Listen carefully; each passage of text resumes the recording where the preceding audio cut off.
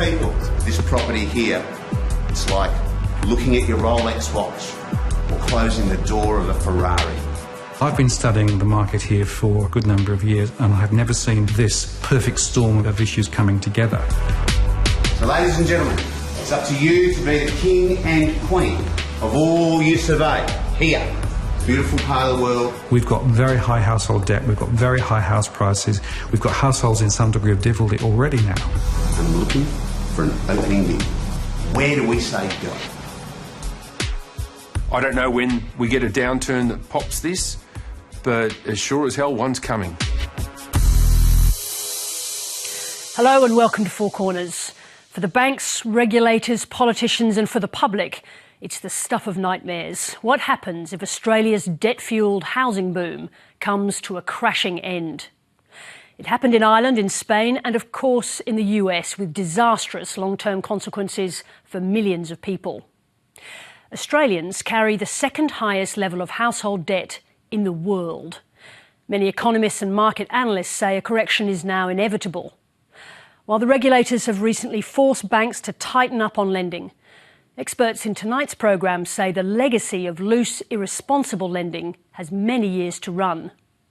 Four Corners travelled across the country from Queensland to Western Australia to understand the day-to-day experience for those people on the edge of the precipice, the growing number of Australians living with mortgage stress. Michael Brissenden's story begins on the fringes of Western Sydney, where faith in the resilience of the market is unshaken.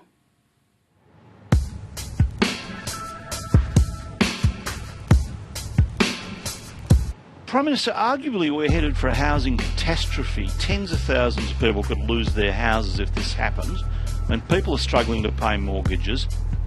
What everyone should do is be careful. Yeah? It's time for caution. It is time to be prudent in terms of managing your financial affairs and make sure you do everything you can to live within your means. Even as a young child, my parents would always take me to a block of land and my dad would say, oh yeah, we need to build a house here, someone's going to buy it. And the saying he had was, the land's owned by God and so it'll always do well. And they're not making any more land. Australia's decades-long housing obsession has driven us here, to a subdivision on Sydney's urban fringe, 50 kilometres from the CBD. Before long, this paddock will be transformed. 21 separate lots, 4-bedroom houses on 600-metre blocks that could sell for $850,000. This will do well. Anyone who's owned property in, say, Sydney, Melbourne or even Brisbane have made money just by owning properties. The best thing is, when I look at it, is we are still at the beginning. I mean, we have so much land, and fine, we're at the edge of Blue Mountains, and if population keeps growing, we'll go to the other side of Blue Mountains and we'll keep continuing. Property has made Zaki Amir a wealthy man.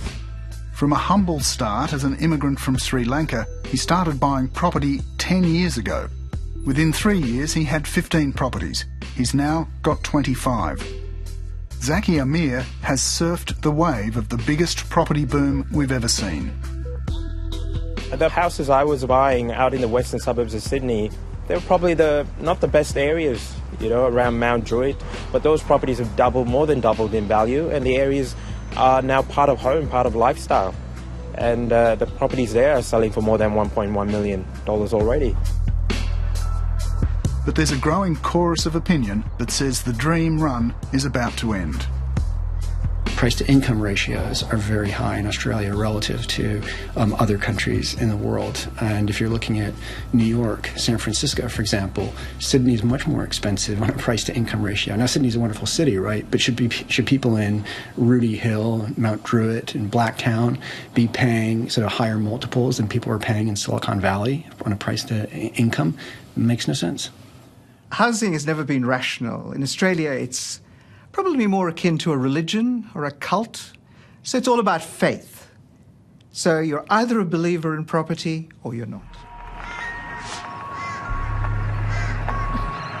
Buyers, terrific home we have the pleasure of offering to you today. The weather is so good here, clouds don't even turn up. You've got your own weather systems in Guildford. It is just simply a wonderful... Guildford is a working-class Western Sydney suburb. Today, auctioneer Leon Axford is working his magic, pushing to get the best result he can for his retiring vendors and their small family home. 800. We'll start there. So I just see your card if I can to confirm. At a bit 800,000, and I wish you the very best. The opening bid is a strong one, but no surprise to those who've come to bid or just to watch. At a bit 40. This month, the average house price in Guildford hit nearly $850,000.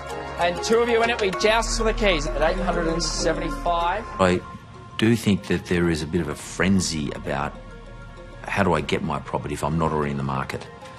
There definitely is a frenzy about that. Or how do I get my investment property if I've already got a house to live in? There is a frenzy. 880. 880. Good move, sir. Going to sell at 880,000. Once, twice, third and final at 880. Welcome to the neighbourhood, sir. Sold. Congratulations. Well bought.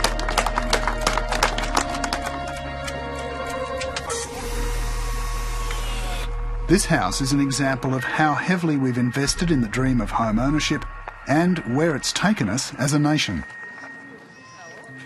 Australia's household debt is now second highest in the world, just behind Switzerland, almost twice that of the United States.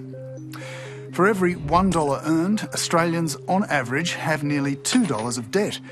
And while debt has been increasing, wages and incomes have remained relatively static.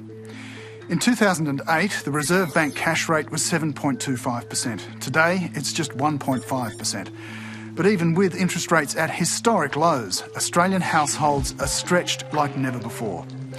Our national obsession with housing, not just as a place to live, but as a driver of wealth and investment, has left us exposed and vulnerable to any external financial shock or even small cost of living increases.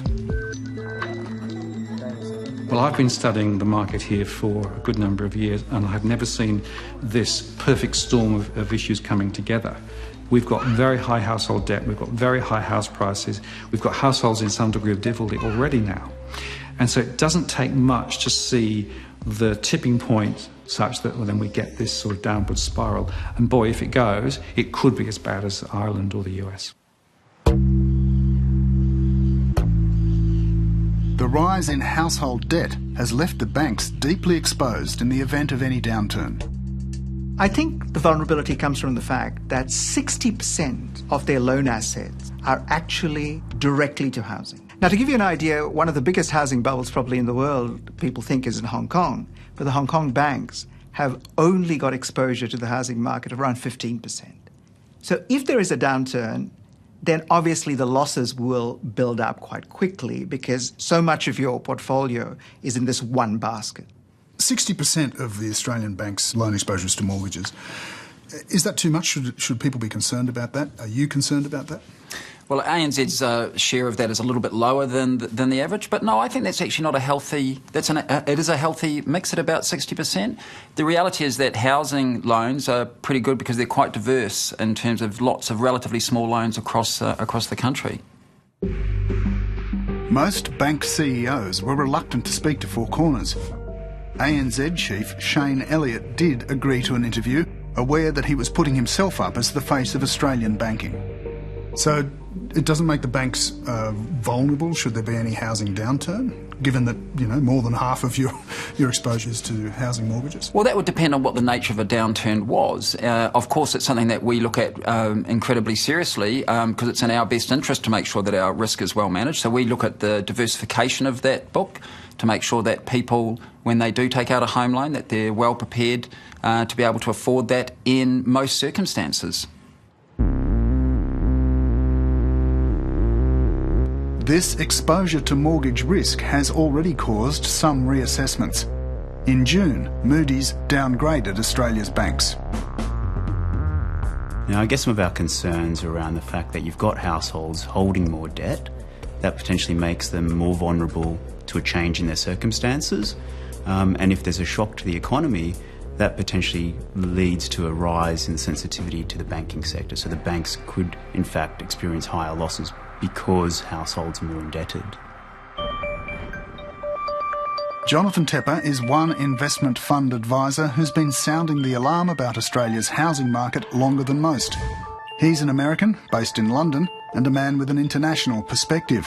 He called out the Spanish housing collapse before it happened. All bubbles really depend on loose credit, and that's one of the things that's really fueled the Australian housing market, is that anyone with a pulse could essentially get a mortgage. I actually love Australia and Australians, and nothing but wonderful things to say about them. All I'm telling you is that this looks very much like previous housing bubbles, right? And I go back to the analogy that I always use, which is insiders versus outsiders, right? If you're the insider, you're like the frog in the frying pan. The temperature's been turned up very slowly on you. If you're an outsider, you might say, you know what, that looks a bit too hot. And I'm just the outsider sitting there telling people that the temperature has been turned up. There have been a number of Australian market analysts waving the red flag too. Well, I think it's a powder keg is the short answer, and the problem is that for 25 years we've had this increased willingness and ability, tax enhanced, to leverage up to buy houses, and what we're left with now is clearly a massive affordability problem. But more importantly, I'd argue it's a huge policy problem, because if we were to have a downturn, it would hugely exacerbate the pain associated with it, and it makes it much more difficult for policymakers to control the economy. Gerard Minack is another market analyst who's been accused of crying wolf, but he thinks he's close to being proved right. Timing is always difficult, as they say about bubbles in financial markets. You've either got the choice of looking like a fool before it pops or a choice of looking after it pops. It's difficult to time them. I don't know when we get a downturn that pops this, but as sure as hell, one's coming. From his penthouse on the 78th floor, Harry Triguboff has a good view of the impact he's had on the Sydney skyline and the nation's housing stock. Australia's biggest developer dismisses talk of a downturn. Triguboff's company, Meriton, manages 6,000 properties and is currently building another 11,000. What do you say then to people who... I mean, there's a lot of people talking about we've reached the top of the market, that it's overvalued, that there's a potential big downturn. What do you say to those people? I say to them, I don't think it's overvalued. Because if you buy the land at today's prices and you build, then that's what you should charge. So it's not overvalued. Now, if they ask me if it's going to go up, I'll say in the immediate future, I can't see it. If they'll ask me if it'll go down, maybe a little bit. There's no rule which says that real estate must go up every year, by the way. So it went down a bit. It's not so terrible.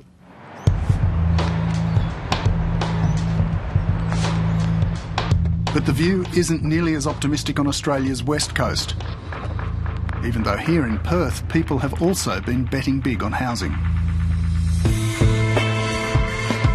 Well, good afternoon, good people. This is where life really does represent people's Facebook profiles, doesn't it? Every time you come home to this property here, it's like looking at your Rolex watch or closing the door of a Ferrari. It just has that beautiful feel to it. That's what we're looking for. The mining downturn has hit hard here, but Western Australia is an example of what can happen to property when a highly leveraged economy gets hit with an unexpected economic shock.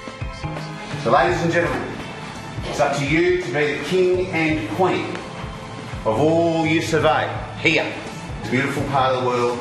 Ladies and gentlemen, I'm in your hands and we're looking for an opening bid. What do I say, Alistair? Where do we say go? All fired up, looking for an opening bid. 2 years ago, this house sold for $2.6 million. Today, WA's award-winning auctioneer is having a hard time getting a bid. Can I suggest somewhere around 1.6 million to start off and get underway? Somewhere there, I would have thought. Someone help an auctioneer out, surely. Can I say 1.6 anywhere? I know we've got buyers here looking to buy. 1.6 anywhere. Now's your time. Thank you, sir. See? Wait long enough. People are anxious. You know, people who are owning property, and if you'd invested in property in Perth, if you'd bought 10 years ago as an investor, you'd be thinking perhaps why you did that. We're going to formally pass the property in, and may I say to you all, thanks very much for nothing. But it's nice to have hosted you regardless. Have a good weekend. Cheers. Thanks. For a long, long time, generation after generation, not that long ago, we were very used to people's values of their property asset doubling each between 7 and 10 years each and every year in the major capital cities in Australia. And that hasn't happened in Perth. In the last decade, prices are back to where they were. I really appreciate that. So household incomes are very much compressed in WA now. Many people are suddenly out of work or have got much lower paid jobs than they thought. And it's that sort of disruption that's really triggered it. But the net impact at the moment is very significantly negative. And if you look at some of the lender mortgage insurers and if you look at some of the banks, they've got pretty much double the losses now in WA compared with other states. The Perth market has dropped 6% in the past 2 years. Outside Perth, the slump has been even more dramatic. I'm on the road to Mandurah, about an hour's drive south of Perth. A few years ago, it was seen as the perfect place to invest in the Australian housing dream. Now it's an example of how quickly things can change and how easily it can all go wrong. Today in Mandurah, there are more households at risk of default than anywhere else in the country.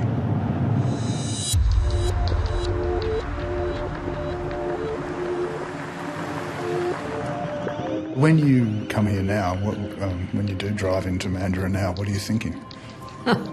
Well, it's a sinking feeling for us because, it reminds us of the enormous debt we have and the burden that we're carrying constantly. You can't get away from it. And so we don't like coming into Mandurah, which really is a beautiful environment, because we're hit in the face with what we owe. And that's our reality. In 2006, Tim and Lynn Kaler were convinced by a mortgage broker to use the equity in a number of properties, including their own home, to expand their property portfolio. But their investments are now worth half what they paid for them. And if they can't sell and settle their debts, the banks will repossess all of their properties, including the family home. You constantly look at, the bank statements that are coming in, and it's absolutely terrifying. It's not a nice situation to be in at all. Especially when you've worked all your life, you've tried to pay your taxes, you've tried to put money away, you've raised your kids, and also you want to leave something for the next generation, and we can't do that. At times you just have to ignore things and try to find something that's a bit more pleasant for a few hours. But it is the nightmare that you live with all the time. You wake up in the morning and you think, how much longer will we be living here? Constantly. And that is the most awful burden when, you're supposed to go home to safety. We don't go home to safety. We worry about the knock on the door with the bailiff coming. But it's not just investors feeling the crunch in the West. Mandurah is one of the top postcodes in the nation for homeowners suffering mortgage stress. 1,500 households are struggling to meet their repayments, and more than 380 households here are at risk of default in the next 12 months. You only need a small consequential change, a small increase in cost of fuel and stuff, to be able to actually really create that pain point. There are a good number of households who are really up against it now. Martin North conducts a continuous survey that maps the financial profile of individual households, their spending behaviours and their motivations. His research can identify mortgage stress at a postcode level. Mortgage stress is a growing national problem. It obviously varies by household, so we can run some scenarios. Let's assume interest rates went up by 1%, which is still below its long-term trend, right? So we go from 800,000 to nearly 1 million households in some degree of mortgage stress. So another 200,000 would effectively fall into that category. If you think of it in sort of weekly cash terms, if you said, I've got to find another $100, you've got the 800,000 who are in difficulty now. There's another 250,000 who would also probably fall into the category of being tipped over. So we're at a very sensitive point in the cycle here, and only small changes in interest rates or small changes in cash flow could put more households into a significantly adverse position. The remarkable thing now is that anybody has mortgage stress when you think that we've had 25 years without a recession. We've got unemployment that's not at a cycle low, but is relatively low by historical standards. And of course, we have interest rates at rock bottom low levels. Now, if you're under stress with that combination of factors, and we know there are a lot of people under stress, it can't get better. And that gets to the risk if you have a downturn. If you have a downturn and people lose their jobs, it almost becomes irrelevant what happens to rates. If you have a mortgage of 5 or 6 times income, the RBA can cut all it wants. You're effectively toast if you lose your job or the main breadwinner does. And that's the point of fragility that we're at now. Butler, on the other side of Perth, is another financially stressed slice of suburbia. Nicole Anger and her family are just one of Martin North's statistics. Nicole's husband is a bricklayer who now can't get enough work as the construction industry stalls. I thought we would nearly have our mortgage paid off by now. Yeah, but unfortunately, things happen in your life that you don't plan. And this is where we are now. They bought this house 7 years ago. They fell behind in their mortgage payments. The cost of living and rising power bills have stretched things even further. Nicole leaves the lights off. We don't have the money for a budget. We live from day to day, don't have any savings. Everything we have, I'm paying per fortnight something towards the electric, something towards the rates, water rates, just to keep that going. Sometimes I have my son say to me, you don't buy anything good to eat, so, and it is really stressful, and I find it really difficult because I'm worrying about it all the time, so I don't get much sleep. I'm worrying so much that sometimes I worry at work, so it does take its toll on you. Big pockets of mortgage stress are found all over the country. Many of the worst are in the outer suburbs of the big cities and in regional areas. The Sunshine Coast in Queensland is really stretched. 11 postcodes here are struggling. 1 in 4 households are in mortgage stress. In Nambour, 74 households are at risk of default in the next 12 months. When you're in that sort of stress, what happens? You argue a lot. Yeah. You try and have a conversation about it, but you can't keep the emotion out of it. No. Kirti de Meyer bought a house in Nambour in 2007. She borrowed $240,000, even though she didn't have ongoing employment. I believe I had about a 6-month contract. It was full-time, and I had been working consistently for 10 years, and that was the only thing that was taken into consideration when I got the loan. So you think they should have looked more closely at your situation? Yes. In hindsight, they should have, yeah. Yeah, I thought I was doing a good thing, not renting anymore and investing in my future. But I didn't take into consideration myself that, anything could happen. The repayments became difficult for Kirti and her husband Scott to meet, and they were forced to sell. And then, you've got to try and balance everything out. So you rob Peter to pay Paul, and then next week you pay Paul but don't pay Peter, and it's It's all, yeah. And you have to ask your family constantly, if you've got any family, to sort of help you out. And, you know, you feel like a leper constantly asking people to just give you a bit of emergency support just so you can get through and know that you're going to have a house next week. Well, 1 week we did actually end up going to the Salvation Army and got emergency vouchers for the weekend, just so we had food for the week. And it's really, it was the mortgage that put you in that situation. Absolutely. Yeah. So one of the ways people made banks more profitable, made them larger, was to make more loans. Now, there's no problems with that. But the real issue is the person you're lending to has to be able to pay you back. And the only way you can grow is basically find more and more borrowers. And so the temptation always is to stretch your standards of lending to basically go one step beyond people who can actually afford to pay you back.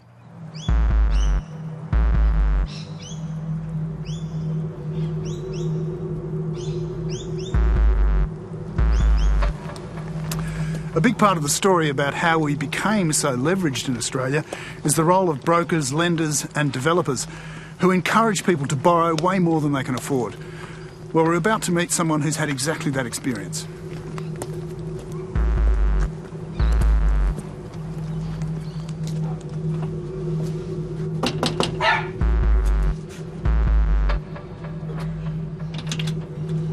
Hi, Carleen. Hi. Nice to meet you. You too, Michael. Please come in. Thanks. In 2012, Carleen Stafford was convinced to borrow $445,000 to buy an investment property in Queensland. I received an unsolicited phone call one night, and the first question was, did I own my own home? I said yes. Was I working? Yes. And I had a call from a developer, and he told me that they could help me get into an investment property that would assist me financially when I retired. To do that, she used the equity in her almost paid-off home. Before the phone rang and this guy got you into this, how much did you own this? $153. What Carleen didn't know at the time was that even the bank's own estimates on her financial commitments left her with just $9.17 at the end of each month. The broker filled in the application for the bank, and actually on the form it says for the customer to fill that in, and I never filled it in. He filled it all in. He just got me to sign it afterwards. And there's a little box on there on one page too that said, was there any reason, or could there be anything that would that change financially coming up? And one of the questions was impending retirement sort of thing. And he never ticked that either. Carleen has never been able to get enough rent from the property to cover the repayments. She's now being forced to sell her investment property, and the bank will repossess her own house when she dies.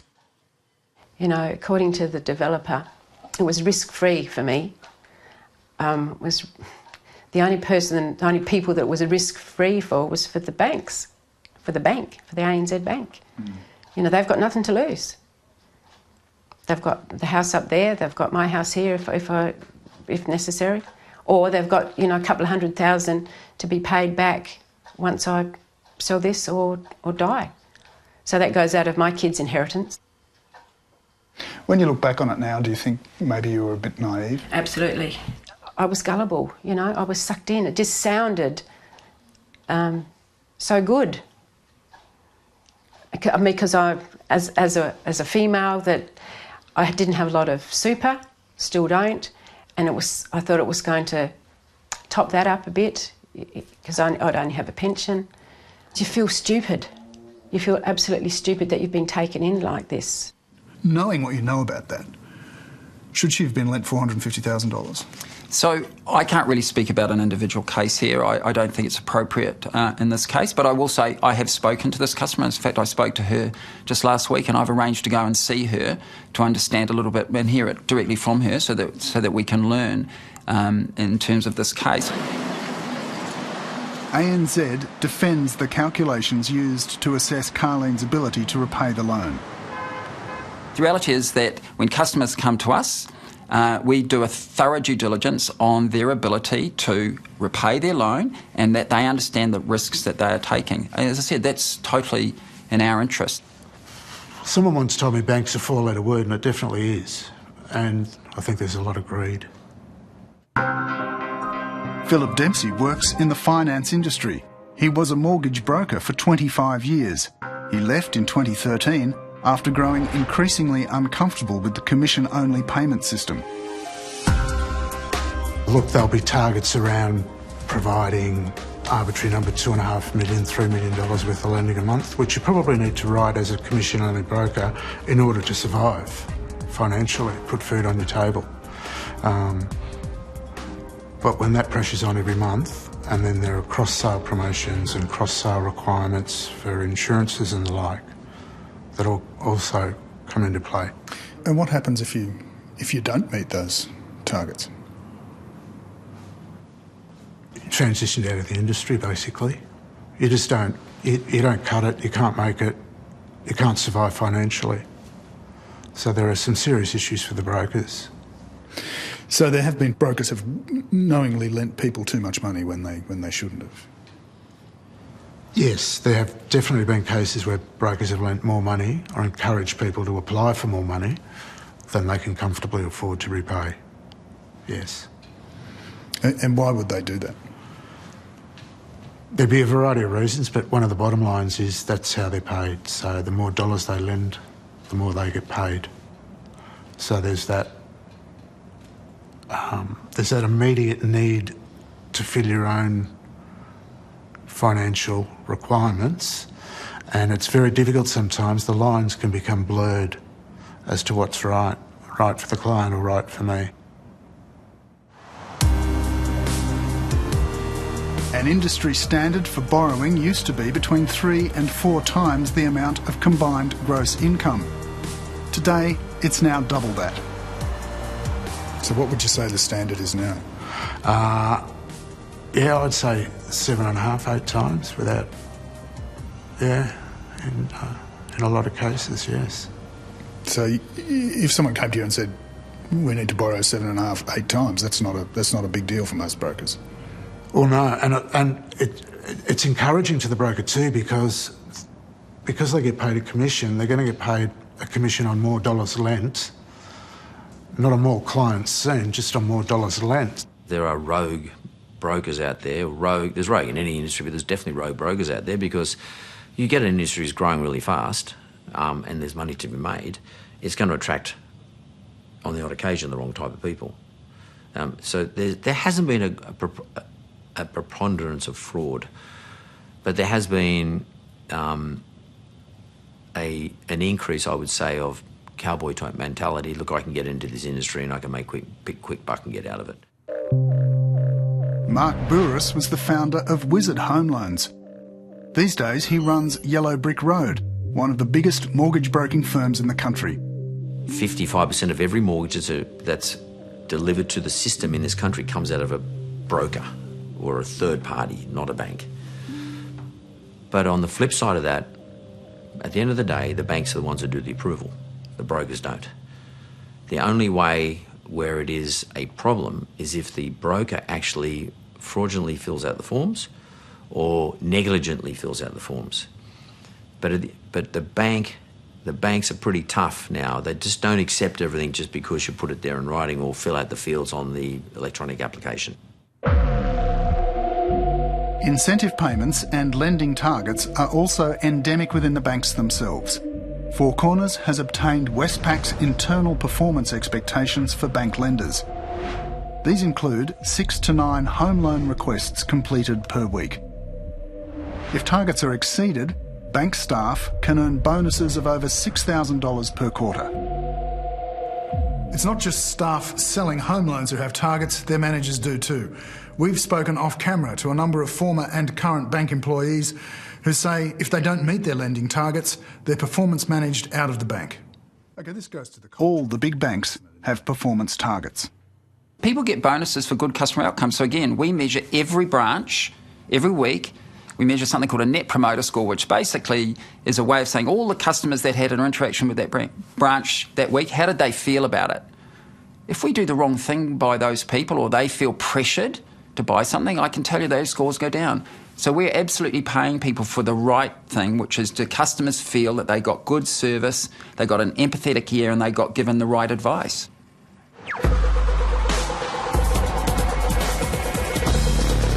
Even the banking regulators admit lending has been too loose. In 2014, APRA, the Australian Prudential Regulation Authority, began examining interest-only loans to investors. Earlier this year, APRA moved to further limit interest-only lending. APRA is now forcing banks to assess new borrowers' capacity to repay at interest rates at 7%. The regulators have asked the banks to tighten up their lending criteria. Presumably that is a recognition in itself that lending had been too loose up to that point, or that they thought that it had. Do you believe that lending had been loose? No, I don't, and I don't know that it is a recognition of that. I mean, I think it's a recognition... Well, why would they do it if they didn't think Well, I think it shows that the system works. You know, as a bank, we only know what we know. We know about our portfolio and about our customers. The regulator's in a unique position. They have all the data for the whole market, and so they have a different perspective. The system works well when banks act in their own best interest of their customers, and the regulator puts in rules and guidelines to kind of manage the macro outlook. That's why the system works. It's the loans approved before the tightening that are causing the problems. Some believe the loan tightening has been too little and too late. So we've got a real big sleeping problem in the mortgage portfolio. If the underwriting standards were looser, and so people got bigger loans then compared with now, that means they're literally underwater now. Not surprising that a lot of the mortgage stress that we have are from households in 2012, 13, 14, when in fact things were much looser. The only issue is how long is the fuse? When the fuse burns down, I'm not sure when that happens. The fact that we have very indebted households with very high house prices will, I think, hugely exacerbate the downturn when it comes. But despite the stricter loan environment, banks are still lending for investment and investors are still betting on property.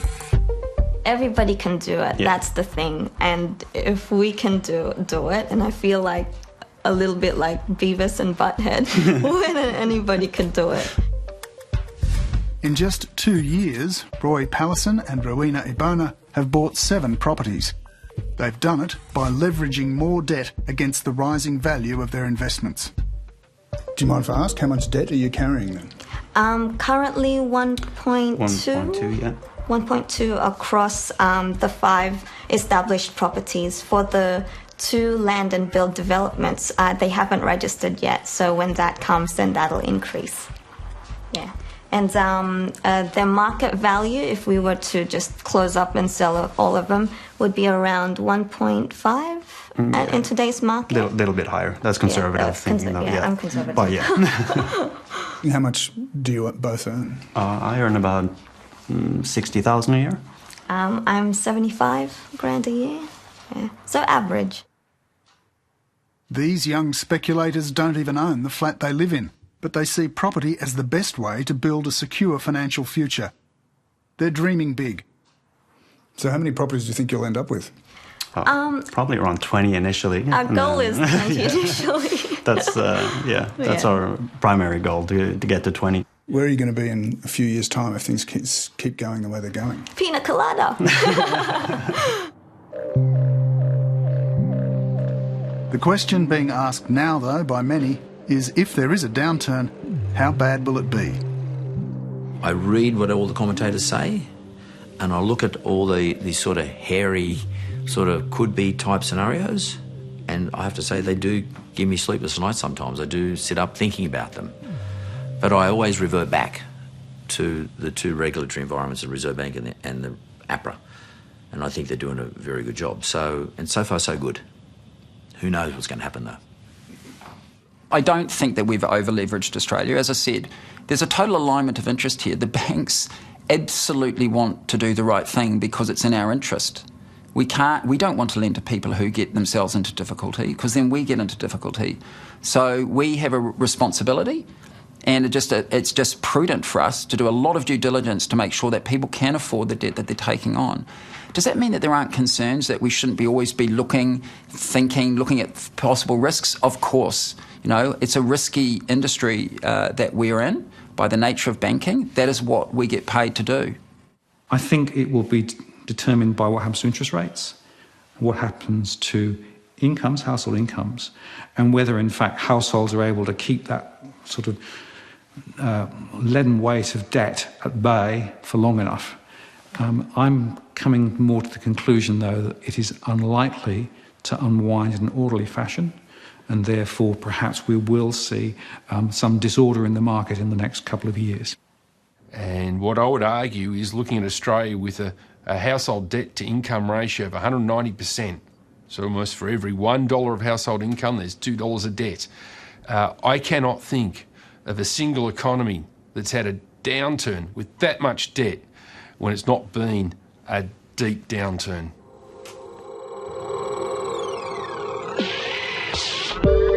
Despite the warnings, most Australians are still hoping their faith in property will be rewarded.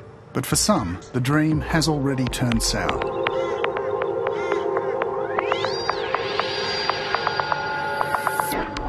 It's become a nightmare. Yeah.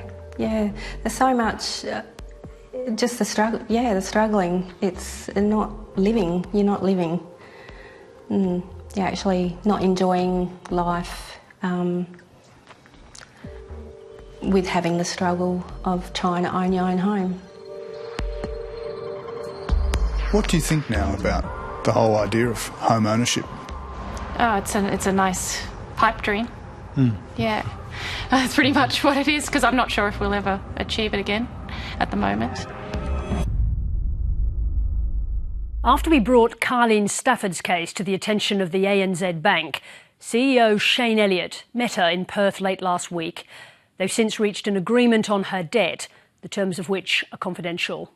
In a statement, the bank conceded Carleen was targeted by aggressive sales tactics by the broker and developer. You can see statements from ANZ and other banks on our website. And the story continues at ABC News Online, where we've mapped mortgage stress hotspots across Australia. You can also find out what the impact of a rate rise would be on your own suburb. Next week, the blood business, an investigation into the lucrative international trade in blood and plasma. See you then.